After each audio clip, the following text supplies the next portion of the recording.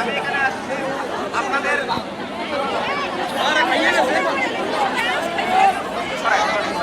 সবাই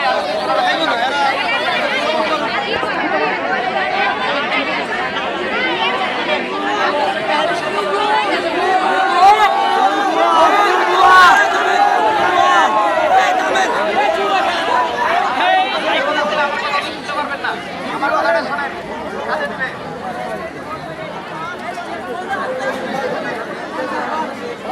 আমি আপনাদের পক্ষ হয়ে কথা বলবো, আপনাদেরকে আমাকে একটা কথা দিতে হবে, আর কোনো ভাঙচুর হবে না, আর কোনো রাস্তা ব্লক হবে না, মারামারি সহিংসতা হবে না, কথা দিচ্ছেন?